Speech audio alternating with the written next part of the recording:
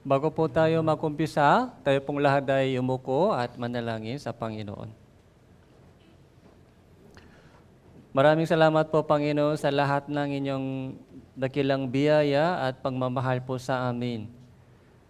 Naidaos po namin ng Grand Bible Seminar sa nakaraang linggo sa pamamagitan ng banal na gabay at kapangyarihan ng Panginoon. Bumalik po kami sa inyong harapan upang makinig ng inyong banal na salita. Samahan niyo po kami sa oras na ito. Tulungan niyo po kami upang maging malinaw po sa amin ang kaligtasan at buhay na walang hanggan at kapatawaran ng mga kasalanan po namin. Kung meron pa po dito sa mga nandito ngayon na may duda pa sa kanilang kaligtasan, maawa po kayo sa kanila, Panginoon. Buksan niyo po yung kanilang puso at isipan upang makarating din po sila sa tunay na kaligtasan. Mula sa simula hanggang sa katapusan ng itong oras, sa iyo lamang po kami nagtitiwala at umaasa. Ito po yung aming panalangin sa pangalan ng Panginoon Hesus Kristo. Amen. Buksan po natin ang ating Biblia.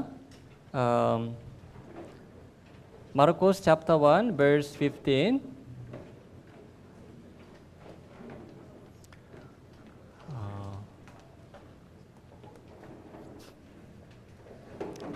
So, Marcos chapter 1, verse 15 po. Hindi katulad po ng Bible Seminar sa linggo. Tuwing linggo po ay Bible lang po yung gagamitin po natin sa Sunday sermon. Kaya sanayin po natin yung ating sarili sa mismong Bible sa ating paghahanap ng talata. So, para naman po sa mga walang Bible, sa likod po may Bible po na for sale, ay hindi po libro, may bayad.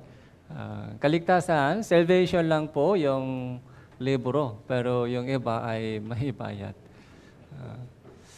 So, Marcos chapter 1, verse 15 po.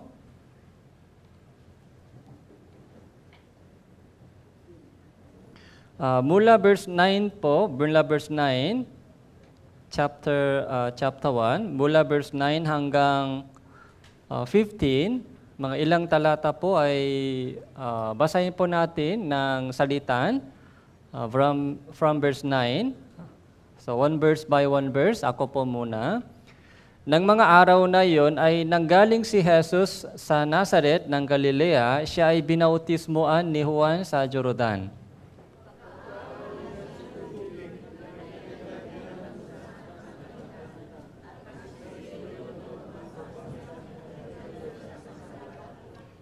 At may isang tinik na nagbula sa langit, ikaw ang minamahal kong anak, sa iyo ako lubos na nalulugod.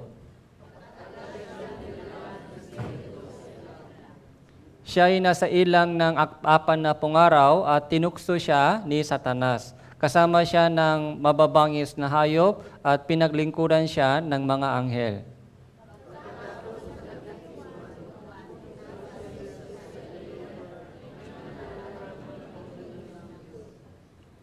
Na sinasabi, naganap na ang panahon at malapit na ang kaharian ng Diyos, kayo'y magsisi at manampalataya sa Ebanghelyo.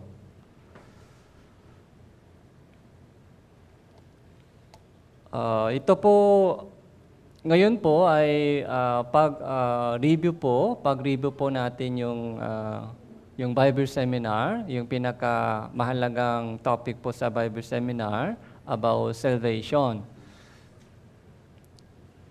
Kung nakinig po kayo ng mabuti ng Bible Seminar, naging malinaw na po ang kaligtasan sa inyo. Pero kung hindi pa po malinaw o may tanong pa o may duda pa, sana sa oras na ito, makinig po kayo ng mabuti.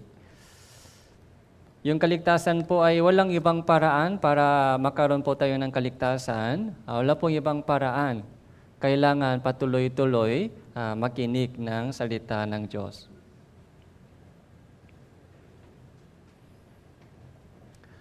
Isa ko pong prayer para sa mga kapatiran ng Tanawan Church ay sana lahat po ng mga Tanawan Church brothers sisters na dumadalo sa tuwing linggo ay sama-sama sa langit, 100% lahat. Yun po yung pinaka-prayer ko po tuwing nagpa-preach po ako dito. Kasi po meron po na sa mga kapatiran o sa mga dumadalo sa church, so baka po mayroon pong matagal sila sa church and hindi pa ligtas. Gusto ko sana 100% lahat po dito ay sama-sama sa langit, pero alam ko po na hindi mahirap maging 100%. Mga ilan portion po dito ay hindi pa malinaw. Kahit hindi ko sinasabi sa isa't isa, pero naramdaman po kailangan po suriin po natin yung ating sarili patungkol sa ating kaligtasan. Hindi pwede tayo maging kontento sa pagdalo-dalo lang sa church. Tuwing linggo, nasa church na ako. Minsan po, meron din pong ganong mga nag-iisip, ay nakinig ako ng maraming Bible seminar. And every Sunday, dumadalo ako sa simbahan. Ano pa kulang? Akala po nila na ligtas na sa ganong mga matagal na pagstay niya sa church. Pero last Sunday po, pinag-usapan po natin yung evidence ng kaligtasan, bunga ng kaligtasan. So, naalala po ba natin? Ano ang evidence ng kaligtasan, yung bunga ng kaligtasan. Kung ligtas na po isang tao, ay dapat wala nang takot sa impyerno, wala nang takot sa kahatulan sa harapan ng Diyos. Kung may takot pa po kayo sa inyong puso, ibig sabihin, hindi pa ligtas. Ano pa po yung evidence ng kaligtasan? Mula nung araw ng ligtas po tayo, yung banal na Espiritu po ay nasa atin, Holy Spirit po ay kasama po natin, siya po yung gumagabay sa atin, tumutulong sa atin, minsan sumusuway sa atin. Kapag lumakat po tayo ng mali, naligaw po tayo sa tamang daan bilang anak ng Diyos, may disiplina ng Diyos, sinasaway po tayo ng banal na Espiritu. Kaya, hindi po masaya sa dating bisyo. Hindi pwede bumalik sa dating pamumuhay. Kaya maraming beses po nabanggitin po ni Pastor Boe sa Bible Seminar, isang totoong ligtas na tao ay hindi na pwede bumalik sa dating pamumuhay, dating bisyo. Dahil meron na po siyang kasamang Holy Spirit, may tulong at gabay ng Holy Spirit. Isang masunuring spirito ay nasa atin. Kaya pabanal na pabanal yung ating pamumuhay. So hindi po ito perfection, hindi po ito biglang maging perfecto po tayo. Hindi po yan mangyari. Unti-unti, yung dating pamumuhay, yung dating bisyo, yung dating ugali, ano mga dati, okay? Yung alak, o sigarilyo, o sugal, yung mga pagmumura, yung sakim, yun po yung unti-unti bumabawas. So ito po yung tinatawag na sanctification, yung isa sa evidence ng kaligtasan. Ano pa po yung evidence ng kaligtasan? Kapag ligtas na po isang tao, ay may kakayahan na laban sa salibutan. Dahil meron po tayong pananampalataya. And may hangarin na ipangaral ang Ebanghelyo. Dahil alam natin yung mga mahal po natin sa buhay na hindi paligtas, sila po ay patungo sa impyerno.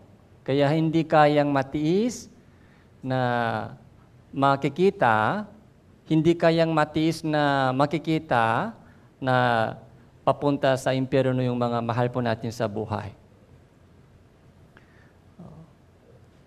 Tuwing kaya Bible seminar po ay hindi lamang po para sa mga invitees po natin. Yung tuwing Bible seminar po ay para din sa ating lahat, para maging sure po tayo sa ating sariling kaligtasan.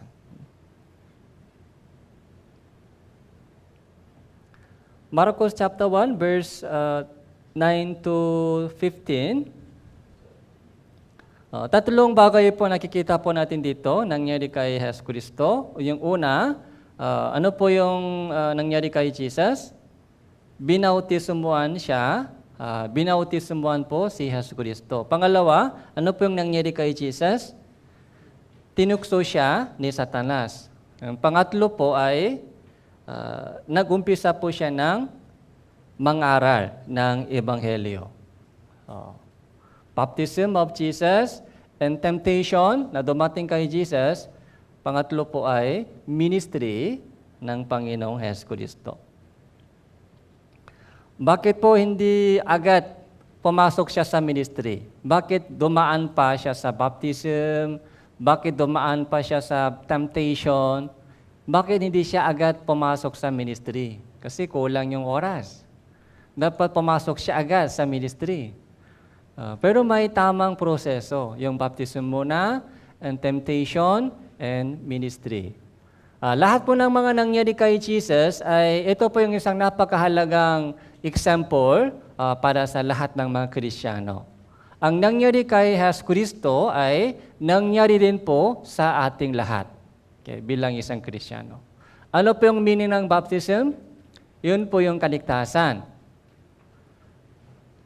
Yung meaning po ng baptism, verse 9, nang mga araw na yun, nanggaling si Jesus sa Nazaret ng Galilea, siya ay binautismuhan ni Juan sa Jordan. Pagkaahon niya sa tubig, nakita niyang biglang nabuksan ng kalangitan at ang espiritu na bumababa sa kanya natula sa isang kalapati. May isang tinik na nagmula sa langit, ikaw ang minamahal kong anak, sa iyo ako lubos na nalulugot. Panginoong Hesus Kristo mismo ay binautismuhan. Dahil ito, baptism po ay isang simbolo na naging anak ng Diyos. Yung simbolo po ito, hindi po ito requirement para maligtas isang tao. Yung baptism po may meaning doon. Ano po yung meaning doon sa baptism? Nung lubog na po sa tubig, yung dating pagkatao ay namatay na. Pag-ahon sa tubig, ano pong ibig sabihin? Panibagong buhay ay umpisa na. Ilagay po natin dito yung tali and pumunta po tayo sa Roma chapter 6. Roma chapter 6,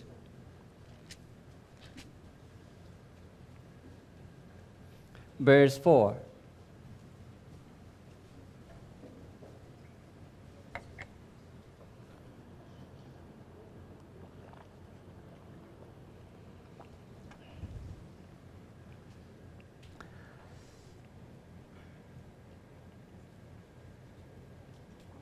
So verse 4, babasahin ko po, kaya tayo ay inilibing na kasama niya sa pamamagitan ng bautismo tungo sa kamatayan, na kung paano si Kristo ay muling nabuhay mula sa mga patay sa pamamagitan ng kaluwalhatian ng Ama, ganun din naman tayo makakalakas sa panibagong buhay.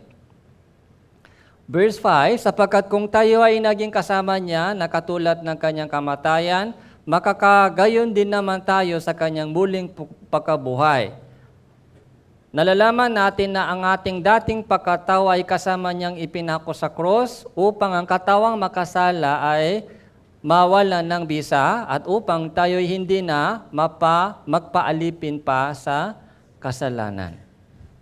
Ito po yung meaning of baptism. Yung baptism po, hindi po para baligtas po tayo. Sa nakarang Bible seminar, meron po dito na ligtas na sa Bible seminar last week. Paano po kayo naligtas? Dahil nabautismon po kayo? Hindi po. Nakinig lang po kayo ng salita ng Ebanghelyo. Habang nakinig po kayo ng mabuti, ano po yung dumating sa inyo? Dumating sa inyo yung pananampalataya. So Roma chapter 10 verse 17, pananampalataya ay nanggagaling sa pakikinig. At ang pakikinig ay sa pamamagitan ng salita ni Kristo. Wala po tayong ibang ginawa sa Bible seminar na umupo lang po kayo dyan, nakinig lang mabuti. Yung baptism po ay after salvation. Kailangan po natin sundin po yung baptism dahil yung baptism po ay isang testimony po natin sa harapan ng Diyos, sa mga kapatiran. Ano pong testimony? Yung dating pagkatao. Okay? Dating pagkatao ay patay na. Okay. Dating pagkatao, nung lubok na, pag namatay na po isang tao, ano po yung ginagawa natin? Living. Yung ililibing po yan, ililibing. Yun po yung baptism. Dating pagkatao ay ipinako kasama ni Kristo. Nung ipinako si Jesus, ako din po ipinako sa krus. Ako din namatay.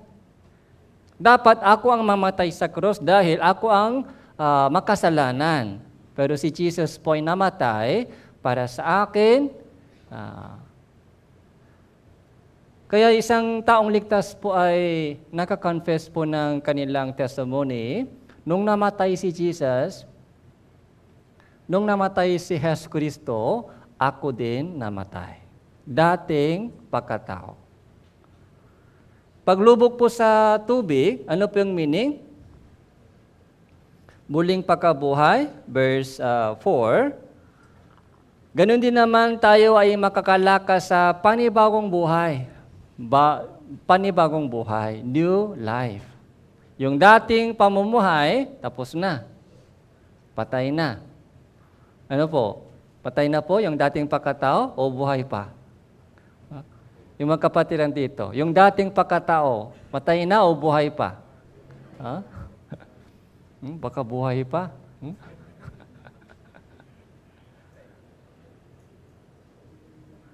Kahit binubuhat po natin yung mga damo, di ba? Minsan, tumutubo pa.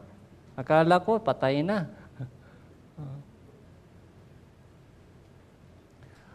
Dating pagkatao ay namatay na. Ano pong ibig sabihin? Dating pangarap. Dating pangarap. Okay? Dating plano. Okay? Dating plano sa buhay. Dating pangarap. Para sa makamundong buhay. Yung buhay po natin dati para sa makamundong buhay. Okay? And panibagong buhay, ito po yung Christian living. Panibagong buhay, ito po yung tinatawag na Christian living, buhay ng isang Kristiyano. Kristiyano po tayo, yung tao ng Christ. Yung Christian po meaning, tao siya ng Kristo. Kaya panibagong puso, puso po ni Kristo. Yung ayon sa kalooban niya, hindi na ayon sa sariling kalooban. Kailangan unti-unti, so pag-aralan po natin. Balik po tayo sa Marko chapter 1.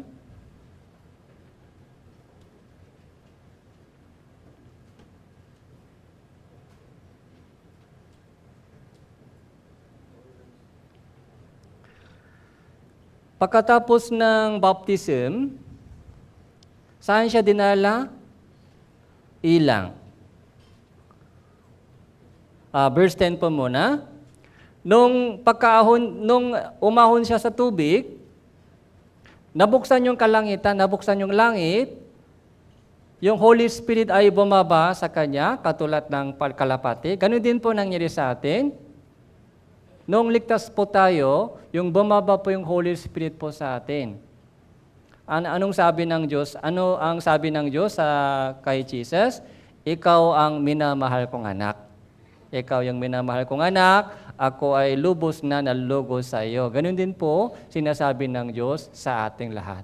Nung naunawaan po natin yung kaligtasan, nabuksan din po yung langit, bumaba po yung Holy Spirit po sa atin, kaya nasa atin na po yung Holy Spirit, sabi ng Diyos sa atin, ikaw ay minamahal kong anak. Anak kita. Anak kita. Yun po yung umpisa ng yung Christian living. Pagkatapos ng kaligtasan, ito po yung nangyari verse 12. Verse 12. Basahin po natin, 3, 2, 1. Agad siyang dinala ng Espiritu sa ilang. Saan po dinala? Sa SM? Walang SM. Sa Bible Christian Living. Ilang po, ilang. Ano po yung meron? Ilang po ay walang tubig. Walang pagkain. Puro paksubok. Ilang po yan, ilang. Yung Christian living po ay buhay sa ilang. Kaya mahirap po ba yung buhay sa ilang o madali? Mahirap. May bahay po sa ilang? Wala. Walang bahay. Mainit. Kulang pagkain. Kulang tubig. Mahirap po yung buhay sa ilang. Kaya tukso po dito, verse 30, siya ay nasa ilang na 40 araw, tinukso siya ni Satanas, kasama siya ng mababangis na hayop at pinaglingkuran siya ng mga anghel. Okay. Patungkol po sa tukso ni Satanas kay Jesus, nakikita po natin sa Matthew chapter 4, verse 2. Matthew chapter 4, verse 2.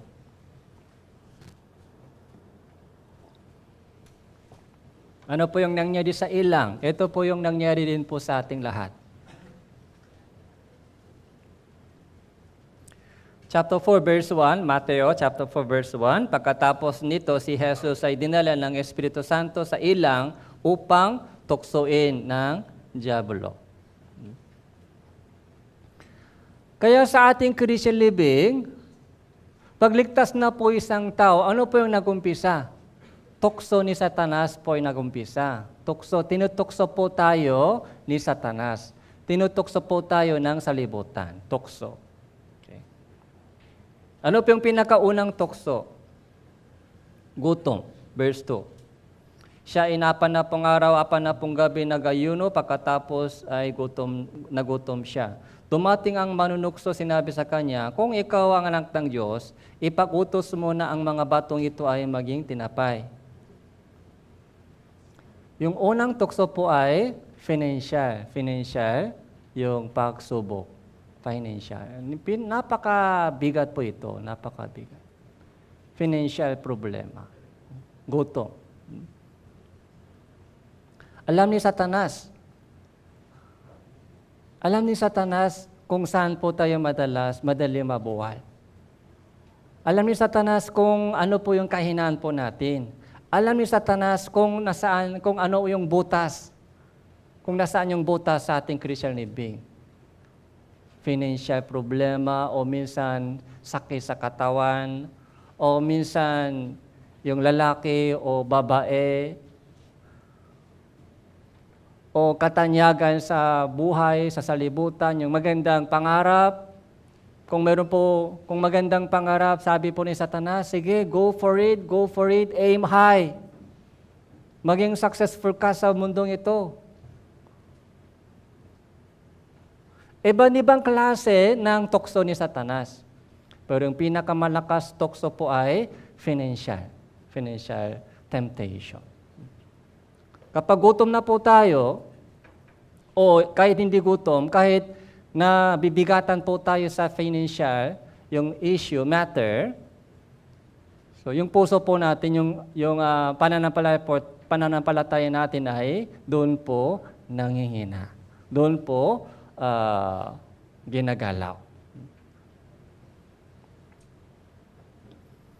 Kaya sabi po ni Satanas, kung ikaw yung anak ng Diyos, ipag-utos mo na ang mga batong ito ay maging tinapay. Ano po yung sabi ni Satanas? Bakit gutom ka na? Ikaw yung anak ng Diyos. Bakit gutom ka? Nasaan yung tulong ng Diyos sa'yo? Yun po yung tukso niya. Kung ikaw yung ligtas na anak ng Diyos, dapat hindi ka gutom. Bakit? Hinahayaan ng Diyos na ikaw ay gutom. dumadaan sa ganong mga problema. Medyo matalino po si Satanas. Sabi sa Biblia po, si Satanas po ay matandang ahas. Dahil doon po sa Genesis po, nakita po natin kung ano po yung tukso ni Satanas kay Adan. Kung paano po natisot po si Adan si Eva. Pumunta po tayo sa Genesis.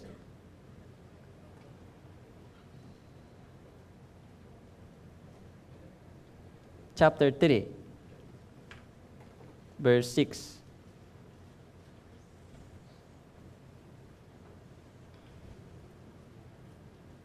Ito po yung unang tukso po ni Satanas kay Adan at Eva. Chapter 3, verse 6. Kaya't nang makita ng babae na ang bunga ng panungkahoy ay mabuting kainin, nakakalugo sa paningin, dapat nasain upang maging matalino, siya ay pumitas ng bunga nito ay kinain nito, binigyan din niya ang kanyang asawa na kasama niya, siya ay kumain. Okay.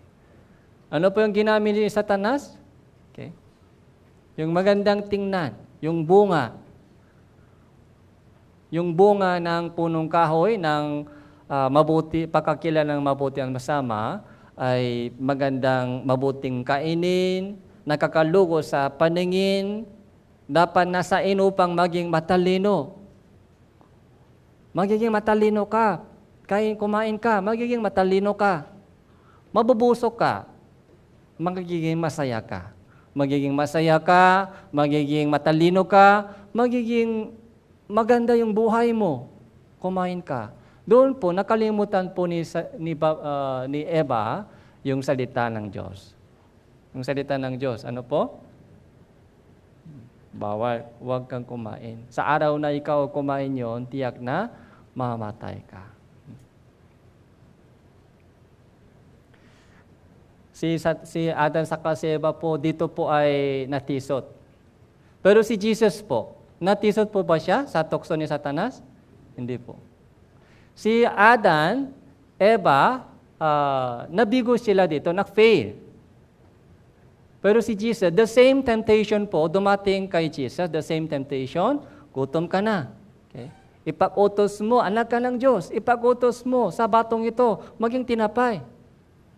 Balik po tayo sa Matthew chapter 4.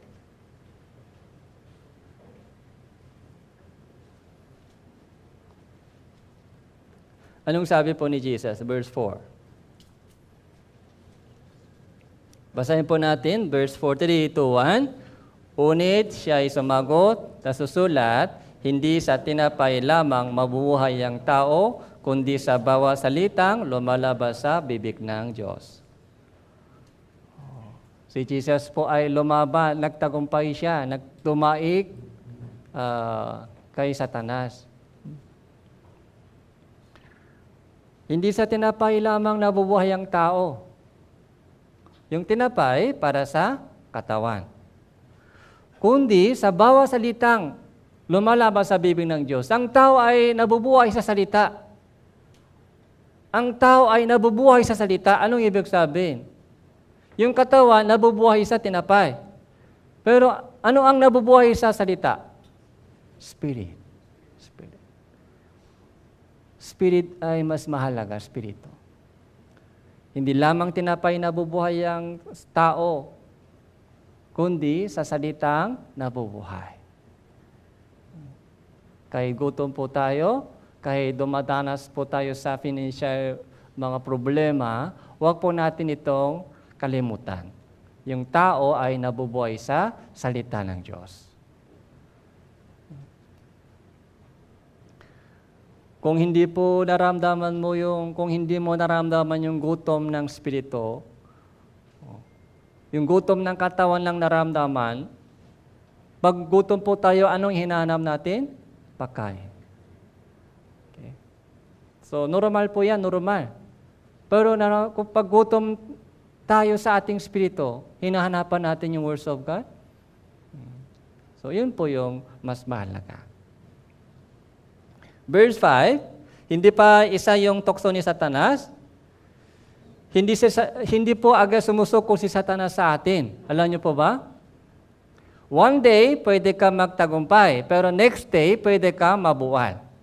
Si Satanas po, hindi po siya basta-basta umaatras. Hindi po siya madaling sumusuko sa atin. Kaya yung pangalawang tukso po ito, pagkatapos dinala siya ng diablo sa banal na lungsod, inilagay siya taluktok ng templo, sinabi sa kanya, kung ikaw ay anak ng Diyos, magpatihulo ka sapagkat nasusulat siya ay magutos sa kanyang mga anghel tungkol sa iyo, alalahanin ka ng kanilang mga kamay, baka masaktan ang inyong paa sa isang bato. Sinabi sa kanya ni Jesus, nasusulat din naman, huwag mong tutuksuin ang Panginoon mong Diyos. Yung pangalawang tukso ni Satanas po, mahulog ka. Mahulog ka dito. I-try mo. I-try. Kung mahal ka ng Diyos o hindi. So, nagbigay si Satanas sa atin yung duda sa pag-ibig ng Diyos. Duda sa pag-ibig ng Diyos. Minamahal ka ba talaga ng Diyos? Kung minamahal ka ng Diyos, bakit may sakit ka? Bakit may problema ka sa buhay? Baka hindi ka na minamahal ng Diyos. Mag-testing ka. Mahulog ka, magpatihulog ka. Ginamit din po ni Satanas yung salita ng Diyos. Ginamit din po ni Satanas yung isang talata from Old Testament. Pero mali po yung application po niya. Ito po yung problema ni Satanas. Si Satanas po minsan ginagamit po niya yung words of God, pero ano pong mali? Application po ay mali. Delikado po yun. Ginamit po ni Jesus yung words of God, huwag mong tutuksuin ang Panginoon mong Diyos.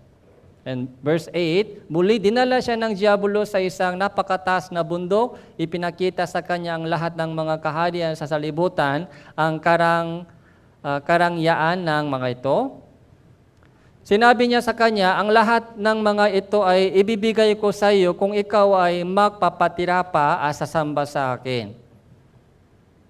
Yung pangatlong temptation po ay pinaka high level na testing.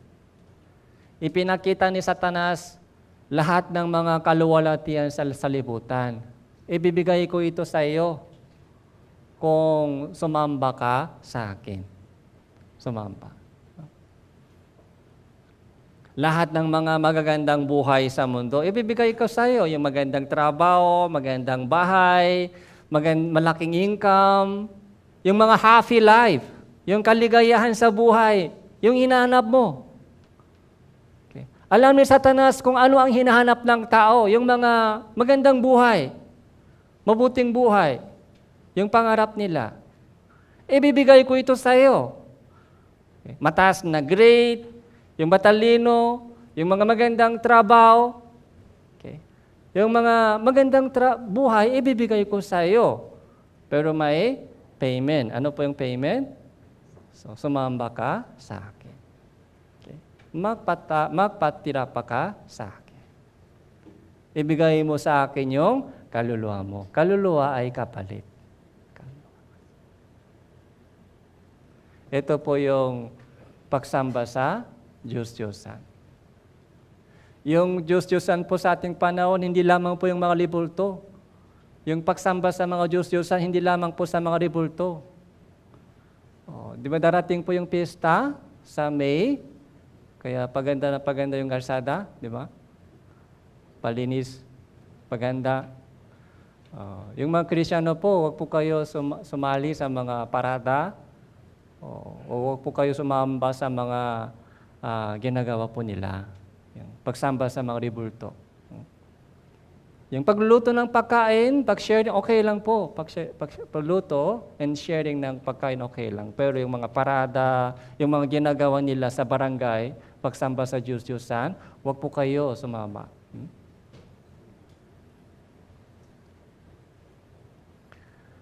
Yung Diyos-Diyosan po sa ating panahon ay yung prosperity, yung magandang buhay. Magandang buhay, yun po yung pinaka-Diyos-Diyosan sa ating panahon. Magandang buhay.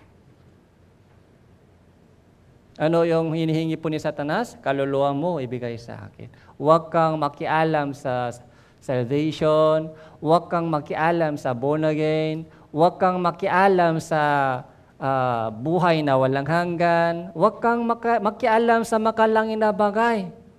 Mag-focus ka lang sa makamundong buhay, yung magandang buhay dito sa lupa. Yun po yung tukso ni Satanas. Anong sabi ni Jesus? Verse 10. Sumagot sa kanya si Jesus, lumayas ka, Satanas, sapagkat nasusulat, sambahin mo ang Panginoon mong Diyos at siya lamang ang inyong paglingkuran. Nagtagumpay si Hesus Kristo. So, balik po tayo sa Marcos chapter 1.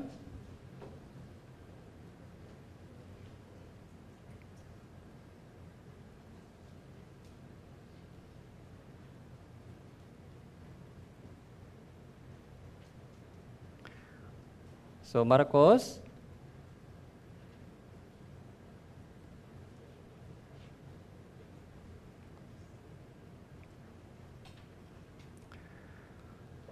verse 13, yung baptism, yung salvation, and then temptation. Ito po yung dumarating din po sa atin mula nung ligtas po tayo. Pagkatapos, yung pangatlong stage po ay ministry, verse 14.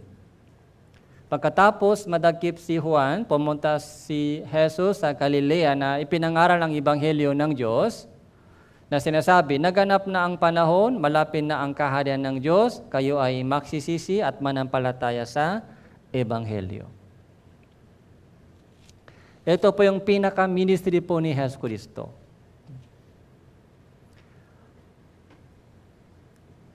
Naganap na ang panahon, malapit na ang kaharian ng Diyos, kayo ay magsisi at manampalataya sa ebanghelyo. Pansinin po natin po dito, naganap na ang panahon, yung time, di ba? Time.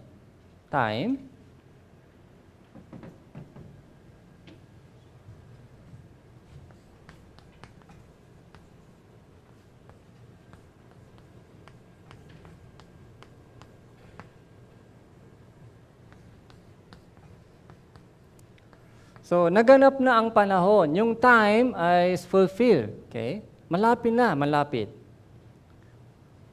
Time, naganap na. Anong time? Sa lahat ng time, may purpose. Ano po yung malapit na? Yung kaharian ng Diyos. Kingdom of God.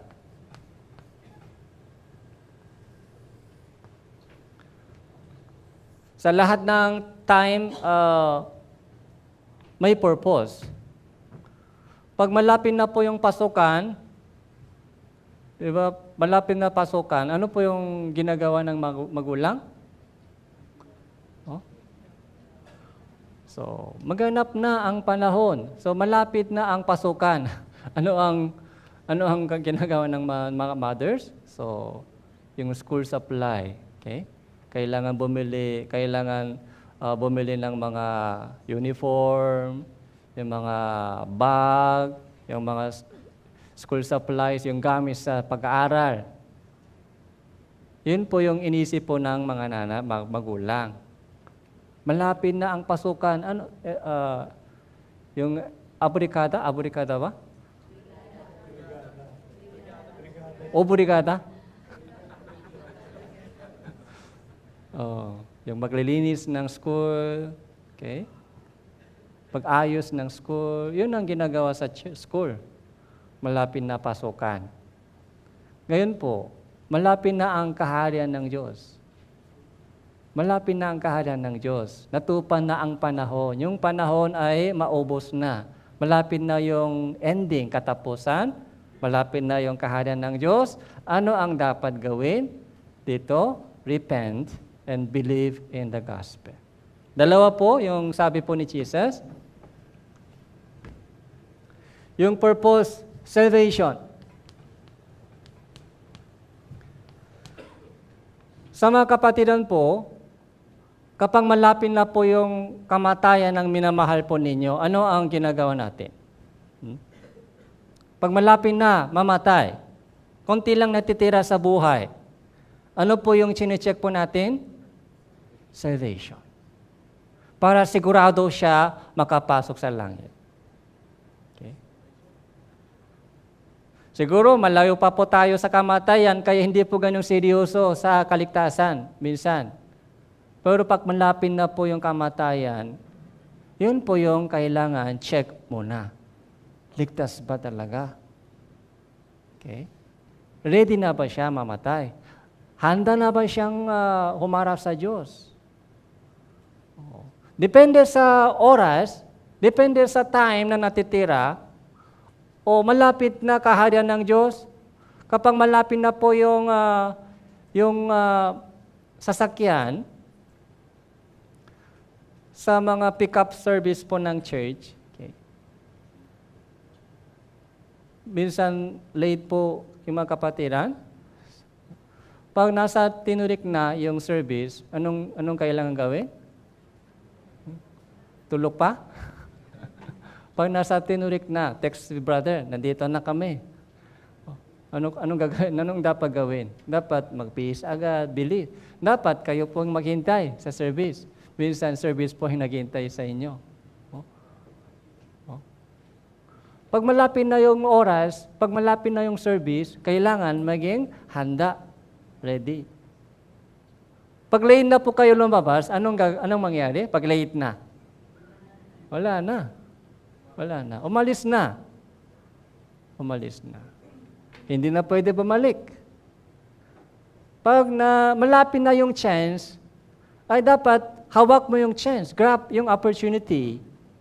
Kung delay pa, nagising, ngayon lang gising, naliligo pa, ay pahintay. Yung church service lang po maghintay sa iyo, pero yung kaligtasan hindi maghintay. Church service lang po naghintay. Pero ibang mga boss, ibang mga hindi sila naghintay. Repent and believe in the gospel. So, dalawa po kailangan, repent, magsisi, and manampalataya sa Ebanghelyo. Yung kaligtasan po ay galing po dito, pero bakit po maraming tao hindi po sila ligtas? Kaya nakinig na uli ng Bible seminar, maraming beses nakinig ng Bible seminar, alam nila ito, bakit hindi pa sila ligtas? Dahil hindi sila dumaan dito. Kung hindi po sila dumaan sa repentance, kahit makinig ng Bible seminar maraming beses, hindi po pwede ligtas. Okay. Dahil hindi pa po sila dumaan sa repentance. Ano po yung repentance po? Para maligtas po isang tao, dapat malaman niya, ito muna dapat niyang malaman, na hindi pa ako ligtas. Yun po yung dapat malaman muna. So, naintindihan po ba? Para maligtas po isang tao, dapat niyang malaman na hindi pa po siya maligtas. Kung akala po niya na maligtas ako dahil nagsi-church ako, nagsisimba ako, kaya ligtas na ako siguro, kung ganun po, malayo pa po ito sa kaligtasan. Malayo pa po sa kaligtasan. Siguro ligtas na ako, so chine-challenge ko po sa mga kapatiran minsan, by the fruits you will know the tree. Yung bunga ng kaligtasan, yung bunga ba, nakikita mo yung bunga?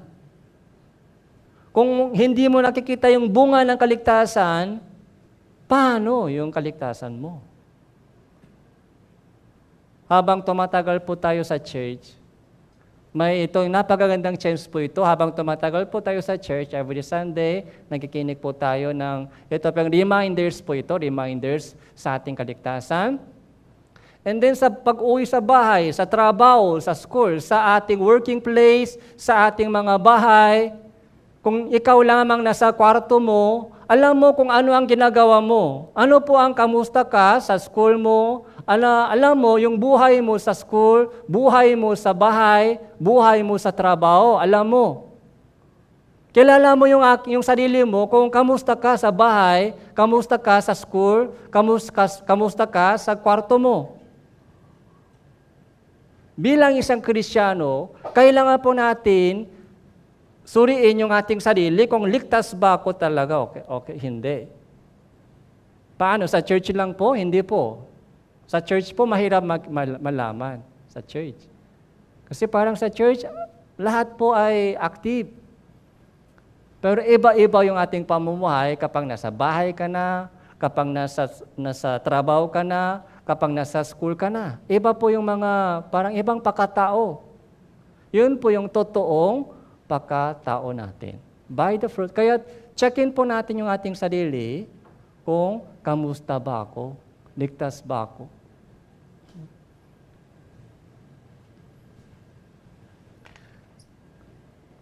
Kaya ito, sa Bible seminar last week po, habang nagkikinig po tayo ng session 1, 2, 3, ano po yung naunawan po natin? Buhay ang Diyos. Buhay ang Diyos. Okay.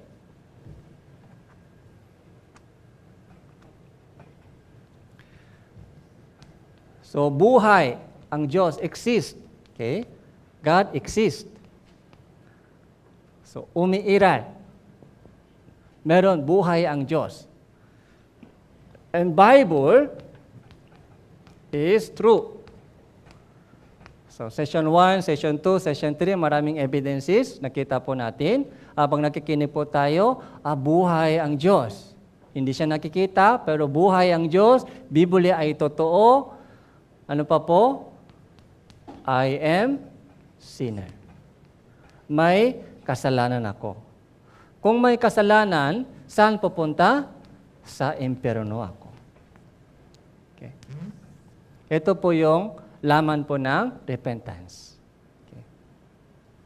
Buhay ang Diyos, Biblia ay totoo, may langit, may impyerno, pagkatapos ng kamatayan, saan ako pupunta? Impyerno ako pupunta. Dahil may kasalanan ako. Okay. Kapag nalaman na po ito, kung nalaman po natin, kung nalaman po nila ito, ano pong nangyari sa puso? Pusong takot, di ba? Takot. Pag natakot po yung puso, naghahanap ng solusyon. Humihingi ng awa sa Diyos. Panginoon, iligtas mo ako. Hindi pa ako ligtas. Patungo ako sa impyerno. Paano ako maligtas? Para sa kanila po, ito po ay gamot. Okay? Ito po yung gamot. Ito po yung sakit. Ito po ay gamot. Believe in the gospel. Para mabisa po yung gamot, ano po yung kailangan gawin natin para mabisa po yung gamot? Tingin-tingin lang, mabisa? Tingin-tingin lang sa gamot. Ito mabisa sa inyo? Ano ang dapat gawin? Mag-inom. Mag-inom ng gamot para mabisa. Yung pag-inom po ay believe in the gospel. Hindi po yung tingin-tingin. Ang ganito yung mga gamot, mga tablet, ganito. Pero kung ayaw uminom, tingin-tingin lang. Ligtas pa siya? Hindi. Bakit tingin-tingin lang siya sa ng gamot? Dahil hindi niya alam yung kanyang sakit, kaya tingin-tingin lang. Kung nalaman po niya na may sakit, tapos alam niya ito yung para sa kanyang sakit, anong automatic po, iinom siya agad. Ito yung para sa akin, iinom. Bakit hindi siya umiinom ng gamot? Dahil hindi niya po alam yung kanyang sakit. Kaya kung isang taong repentance, totoong repentance po nangyari, alam niya po yung kanyang sakit, nabuhay ang Diyos, Biblia ay totoo, hindi pa ako ligtas, patungo ako sa impyerno. So, para sa Kanya po yung Ebanghelyo, good news, mabuting balita.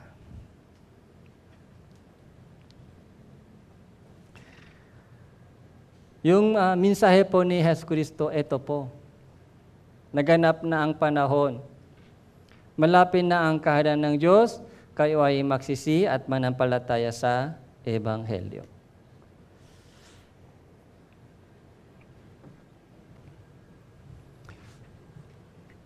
Ngayon po ay ipapaliwanag ko po sa inyo yung meaning of salvation.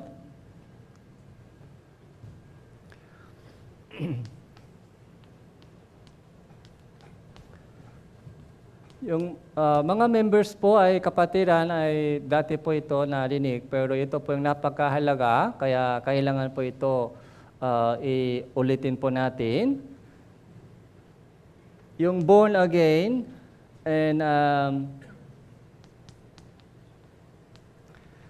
eternal life and salvation, yung Son of God. Ito po yung the same meaning. Kung born again ka na, ibig sabihin, meron ka ng buhay na walang hanggan. Ibig sabihin, ligtas ka na. Ibig sabihin, anak ka ng Diyos. Ito po yung sabay-sabay nangyari, hindi po isa-isa. Kung ligtas na po isang tao, itong parang apat na menu ay sabay-sabay nangyari. Hindi po isa-isa.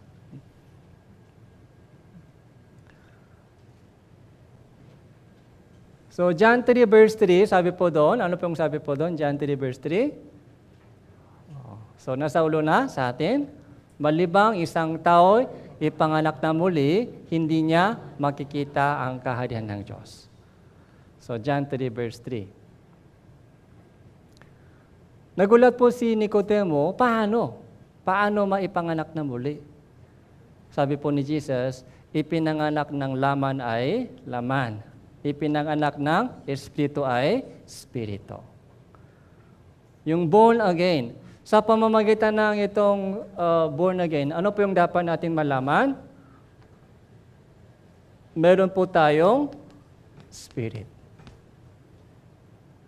Ano ang dapat born again? Body o spirit? Spirit. Ibig sabihin, may espiritu tayo. May spirit. Kayong buong Biblia po ito ay para sa ating spirito, para maipanganak na muli tayo, hindi po sa ating katawan, kundi sa ating spirito. Yung katawan po ito ay 78 years lang. Tama po? 78 years lang. Habang buhay pa tayo, kumakain tayo ng pagkain, kailangan damit, kailangan bahay, kailangan trabaho. Kaya yung isip po ng tao ay puro sa katawan ng katawan. Yung itong laban po ay body.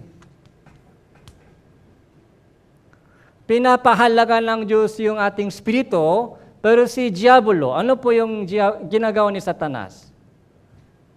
Si Satanas po, pinapahalagan niya yung ating katawan lang. Body lang mahalaga sa iyo, body. Yung buhay mo dyan sa lupa, 78 years, yan lang mahalaga sa iyo. Anong kakainin mo? Anong kakainin mo bukas? Yun po yung yung lagi na-remind po niya. Anong iinumin bukas? Paano babayaran mo yung mga bills? Paano? Yun po yung mga pag-aatake ni Satanas. Anong gagawin mo? Malapit na yung pasukan. Malaking gastos. Doon po, yung mga tao ay natatakot. Natatakot po yung mga tao sa ganung mga bagay. Yung pangailangan sa body. Kaya sabi ni Jesus, hindi lamang sa tinapay nabubuhay ang tao, kundi sa bawat salitang lumalabas sa bibig ng Diyos.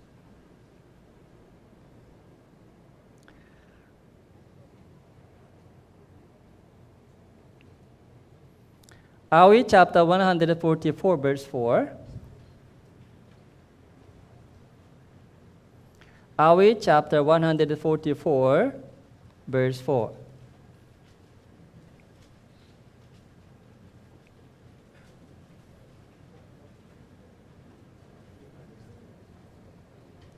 Awit 144, verse 4.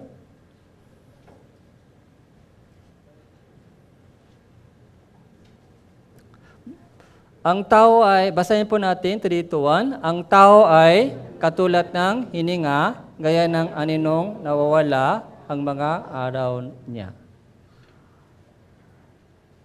Ano daw po yung tao? Hininga o anino. Body o spirit?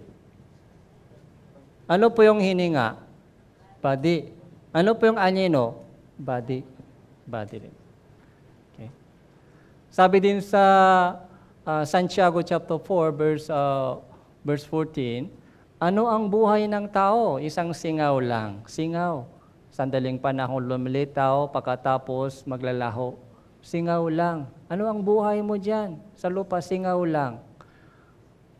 Awit chapter 90 verse 10, ang buhay ng mga tao ay 70 tao, kapag malakas ay 80 tao, 70 o 8 years lang. Napakabilis lumilipas, hirap at kaguluhan lamang.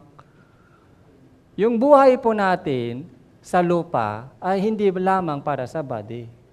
Habang buhay pa tayo sa ating body, 70 o 8 years na buhay dito sa ating katawan, laman, ano ang dapat mangyari? Ito po yung dapat mangyari, ma-born again ka para makapasok ka sa langit. Eternal life. Anong ibig sabihin? Okay? Ito, yung John 6 verse 40, ito ang kalooban ng aking Ama, na bawat nakakakita sa anak at sa kanya'y sumampalataya ay makaroon ng buhay na walang hanggan. Kalooban ng Diyos ay buhay na walang hanggan. So John 3 verse 16, ano po ang John 3:16? Sapagkat kanula lamang ang pag-ibig ng Diyos sa salibutan, na ibinigay niya yung kanyang tanging anak, upang sino mang sa kanya ay sumampalataya ay huwag mapahamak sa impyerno, kundi makaroon ng buhay na walang hanggan. Anong ibig sabihin? Saan po ito mangyari Saan po ito mangyari? Buhay na walang hanggan? Dito sa lupa? Hindi po. Langit, heaven.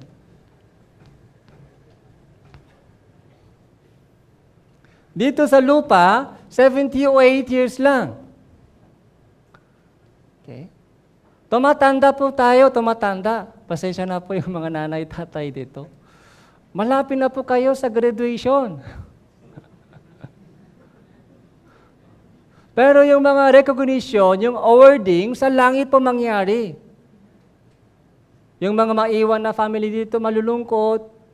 Pero sabi sa Biblia, yung kamatayan ng isang Kristiyano ay yung pagpapala. Pagpapala. Yung kamatayan ng isang Kristiyano ay tulok lang tulok. Kahit namatay na po, sabi sa Biblia, tulok lang sila tulok.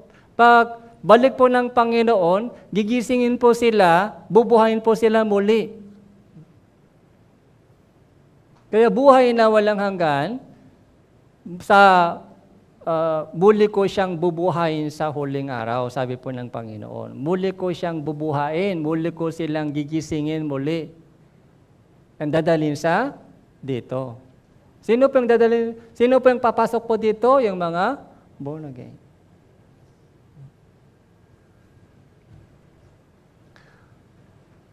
Pero yung mga isip ng maraming tao, ano po yung mas gusto nila? Eternal life o mahabang buhay sa lupa? Sabi po nila, sana mahaba yung buhay dito sa lupa, mahabang buhay. Mahabang buhay, yun po yung gusto po nila. Mahabang buhay, sakit sa tuhod, mahabang buhay.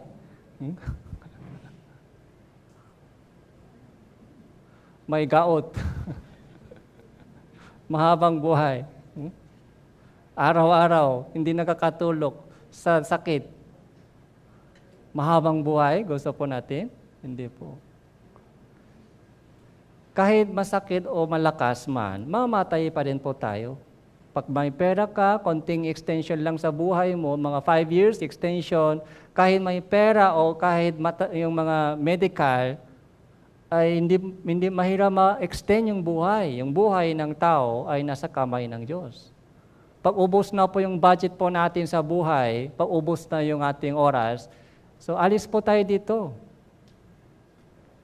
Huwag po masyadong dumikit yung ating puso sa mga buhay dito. Kaya sa pamagitan ng itong words, pag narinig po natin yung buhay na walang hanggan, ano po yung dapat natin malaman? May langit, may langit. Sa langit ito mangyari, sa langit. Kahit mahirap man ako sa buhay dito, sa lupa, pero temporary lang ito, may katapusan, may pag-asa ako na papasok dito, langit.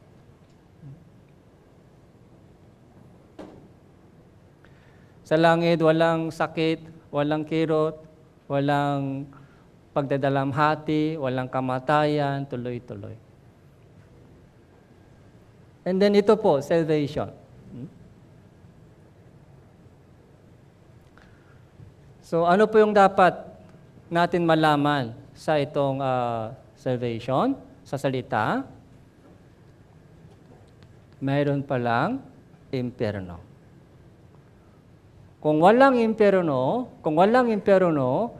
hindi kailangan salvation. Bakit kailangan po salvation? Bakit kailangan kaligtasan? Dahil may impyerno. Lawa na nga po eh. Okay. Kaya unang Timoteo chapter 2 verse 4, anong sabi po doon? Ang Diyos ay nagnanais ng lahat ng tao ay maligtas at makarating sa pagkakilala ng katotohanan. Lahat ng tao ay dapat maligtas. Mula saan? Sa impyerno. Lawa ng apoy. Luke chapter 1, verse 77.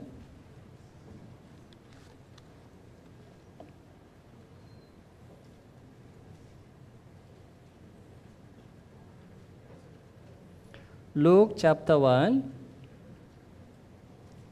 verse 77.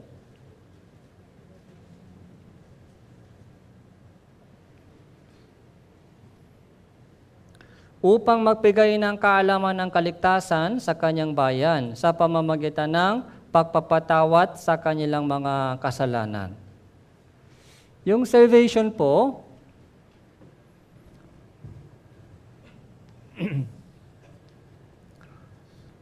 so upang magbigay sa kanyang bayan ng kaalaman ng kaligtasan sa pamamagitan ng kapatawaran ng kasalanan, forgiveness of sin. So, kapatawaran ng mga kasalanan. Okay? May kasalanan po tayo, kaya mapupunta sa impyerno. Kaya kailangan salvation. May kasalanan po ba tayo, di ba? Oh. So, walang sino mang makapagsabi na walang kasalanan dahil alam natin, kilala po natin yung ating sarili, may kasalanan po tayo. Lahat ay nakasala at hindi nakaabo sa kaluwalhatian ng Diyos. Yun po yung problema po ng lahat ng mga tao. Kaya may paraan ng kapatawaran ng kasalanan. So, paano mapatawad po yung ating kasalanan? So, Hebrew chapter 9, verse 22. Anong sabi po doon? Kung walang pagtanak ng dugo, walang kapatawaran ng kasalanan. Kung walang pagtanak ng dugo, walang kapatawaran ng kasalanan. Yung blood. Okay? So, dugo po ang kailangan. Pagtanak ng dugo. Dugo, siya ay tumutubo sa buhay. Yung dugo, ito po yung pantubos. Pantubos. Kaya, sino po ang dumanak? Kaninong dugo po ay dumanak? Dugo po ni Hesus Kristo.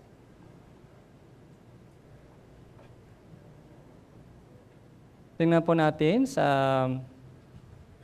Ephesians chapter 1, verse 7.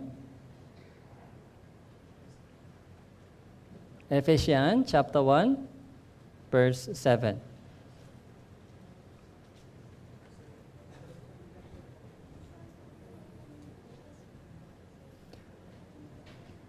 Basahin po natin ito ng sabay-sabay. Ephesians chapter 1, verse 7.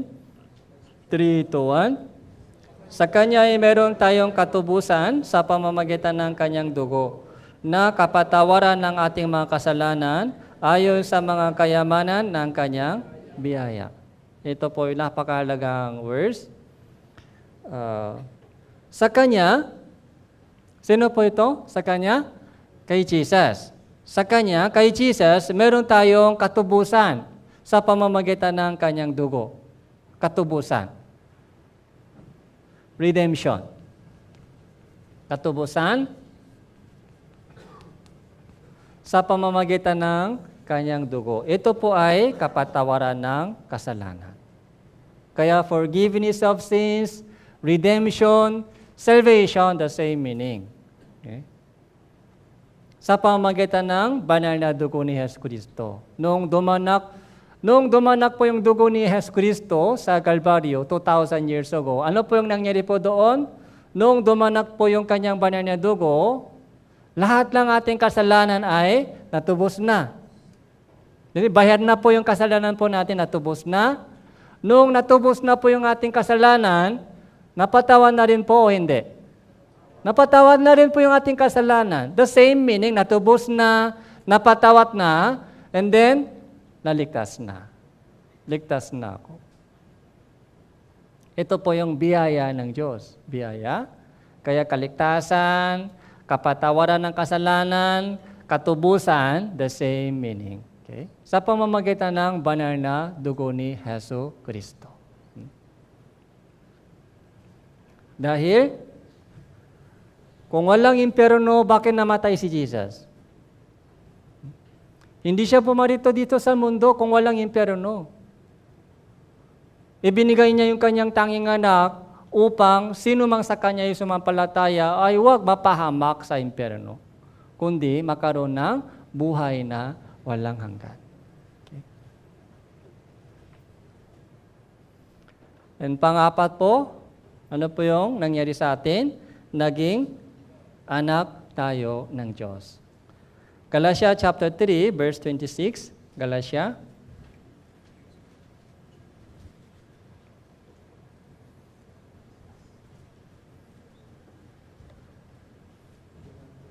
Galatia chapter 3, verse 26.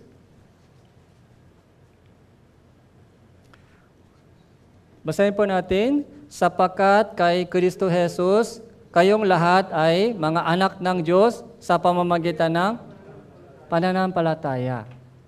So, paano maging anak ng Diyos? Sa pamamagitan ng pananampalataya.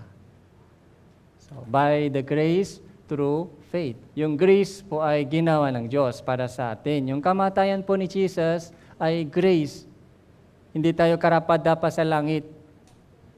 Masama lang tayo, isang miserable sinner. Baksak po tayo sa pamantayan ng Diyos.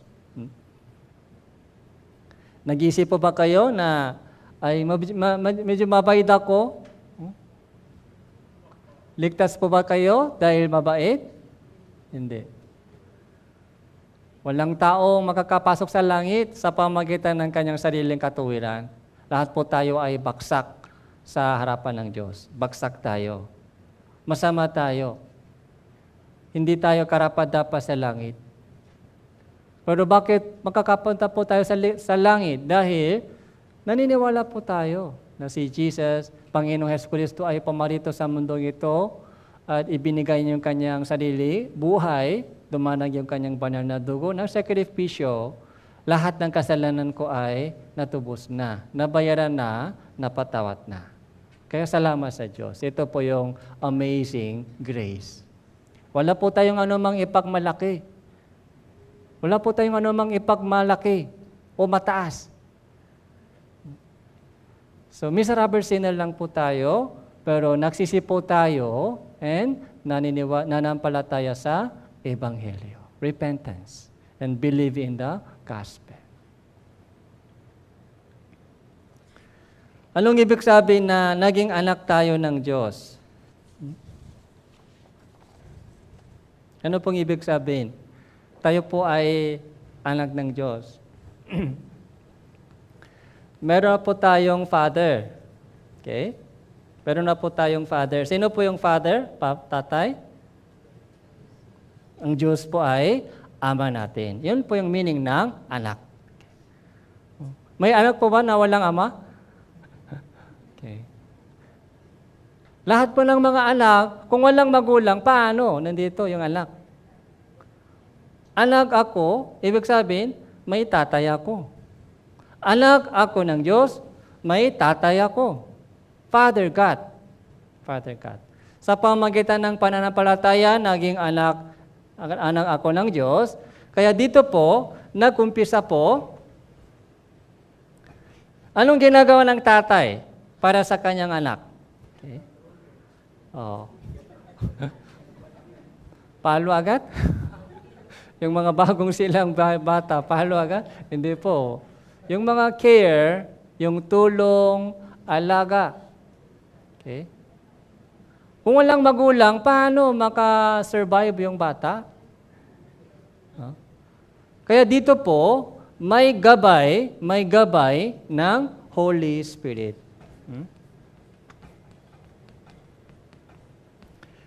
Roma chapter 8. Pumunta po tayo sa Roma chapter 8.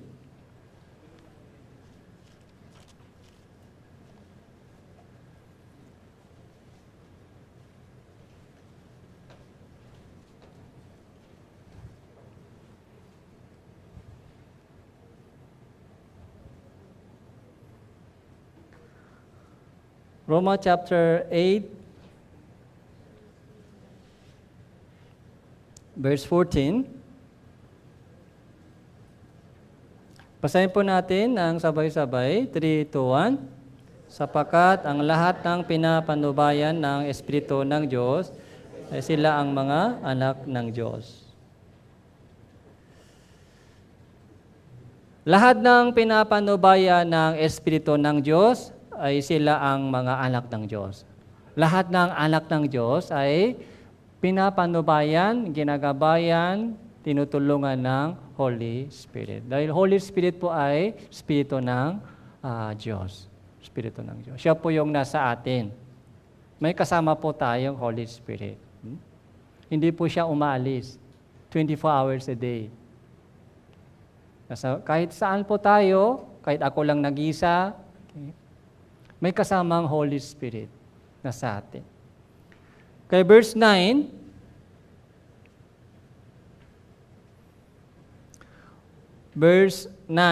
Unit kayo ay wala sa laman, kundi nasa Espiritu. Yamang nananatili sa iyo ang Espiritu ng Diyos. Subalit kung ang sino man walang Espiritu ni Kristo, siya ay hindi sa Kanya. Ano po yung sabihin? Lahat ng Kristiyano may Holy Spirit. Espiritu ni Kristo, Espiritu ng Diyos, yung banal na Espiritu, the same meaning. Kung walang Holy Spirit, anak siya ng Diyos? Hindi po siya anak ng Diyos. Kung walang Holy Spirit, hindi pa po siya anak ng Diyos. Kaya walang gabay at tulong ng Holy Spirit, kaya walang changes sa buhay. Masaya pa po siya sa dating pamumuhay. Nag-enjoy pa po siya sa mga dating bisyo dahil wala pa po siyang Holy Spirit. Lahat po ng mga anak ng Diyos ay may kasamang Holy Spirit. Siya po yung nagtuturo sa atin. Parang teacher siya, teacher. Okay? Sinasabi ng teacher sa atin, huwag mong gawin yan, mali yan. Pag tuloy-tuloy pasaway, anong ginagamit ng teacher? Hinahanap niyang pamalo. Maliit na pamalo muna. Pero pag matigas yung ulo, palaki na palaki yung pamalo. Yung disiplina po ay ginagawa ng Diyos. Disiplina.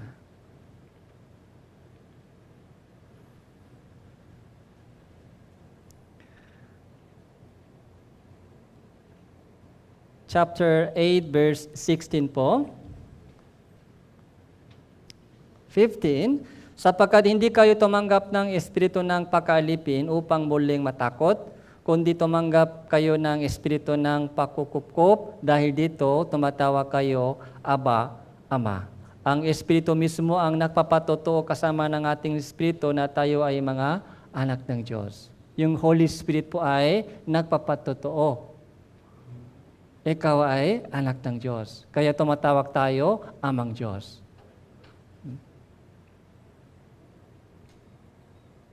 Wala nang takot.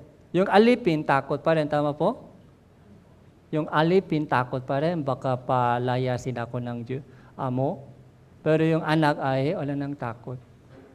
May fellowship sa Amang Diyos. May fellowship. Kapag pasaway po, ito po ay nangyayari. Hebreo chapter 12.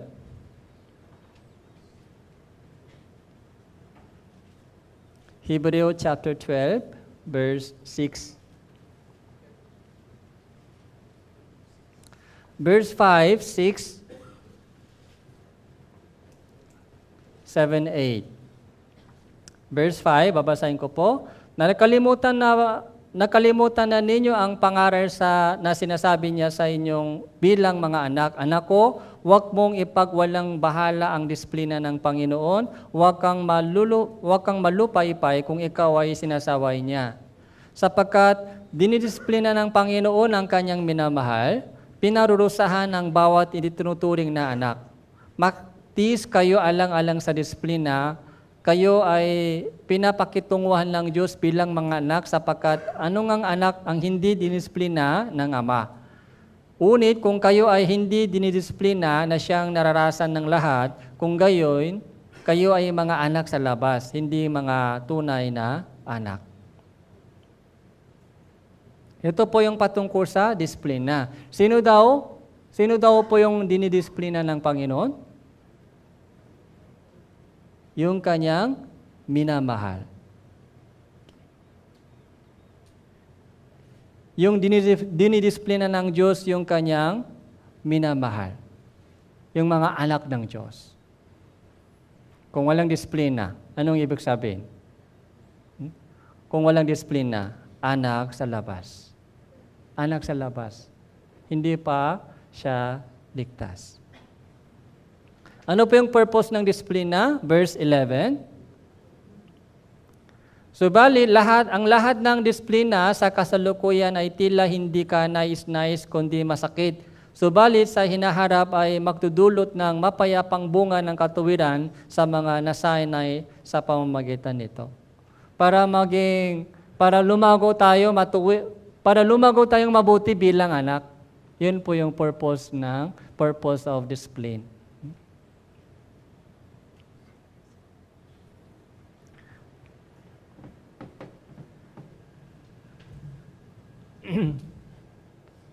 Kaya dalawa po. So, meron ginagawa ng Amang Diyos. May gabay, tulong ng Holy Spirit, may palo ng Amang Diyos. Kahit may palo, anak pa rin o hindi na? Anak pa rin.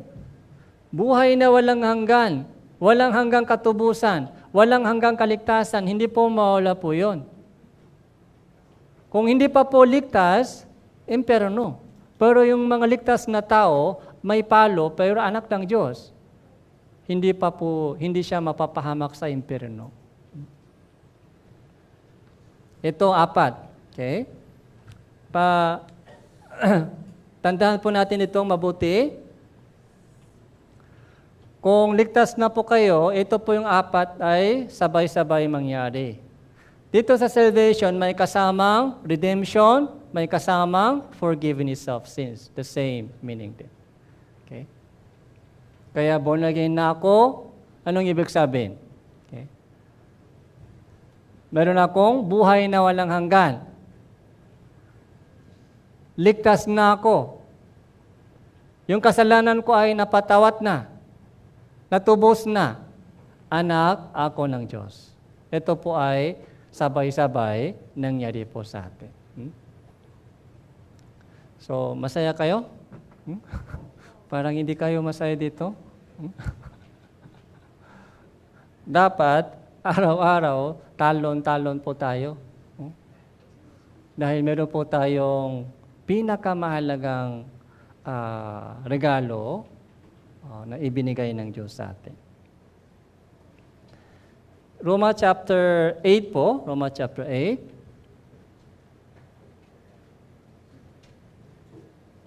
Verse 16.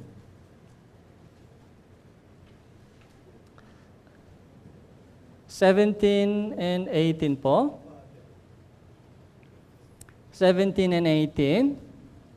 Kung mga anak ay mga tagapagmana din, mga tagapagmana ng Diyos, mga kasamang tagapagmana ni Kristo, kung tunay nga nagtiis tayong kasama niya, upang tayo'y luwalhatiin naman kasama niya. Verse 18.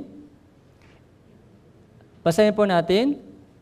Itinuturing ko na ang pagtitiis sa panahon kasalukuyan ay hindi karapat-dapat may hambing sa kaluwalhatian, mahayak sa atin.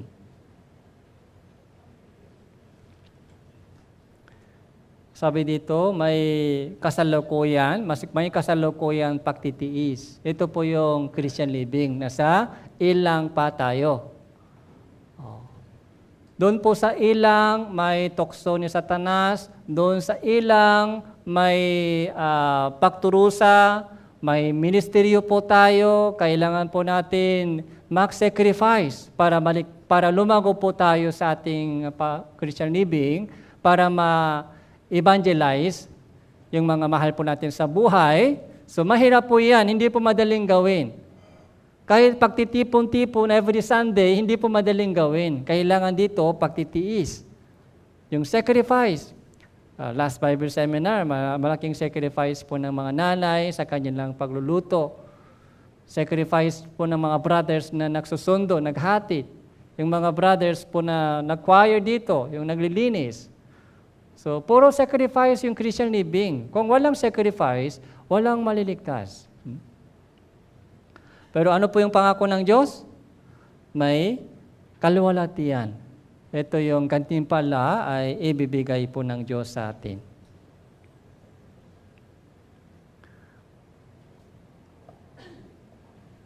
Yung mga bagong ligtas sa nakaraan Bible Seminar, sana po patuloy po kayo sa pagkikinig ng salita ng Diyos. Ngayon po ay patungkol sa meaning of salvation, anong ibig sabihin ng kaligtasan. Ito po yung i-review po natin ngayon. Marami pa pong kailangan pag-aralan, malaman, para lumago po tayo sa ating pamumuhay Kristiyano. Kaya welcome po kayong lahat sa itong makalangin na pamilya sa pangalan ng Panginoon. Let's pray together. Salamat po, Panginoon, sa inyong dakilang biyaya na ipinakaloob niyo po sa amin. Nawa lahat po ng mga nandito ngayon ay sama-sama lumago sa aming pananampalataya, sama-sama manatili sa inyong iglesia at maglilingkod sa inyong dakilang ministeryo. Ipinagtitiwalaan po namin ang lahat ng aming natitirang buhay sa mundong ito sa inyong maawa at dakilang kamay. Ito po yung aming panalangin sa pangalan ng Panginoon Hesus Kristo. Amen.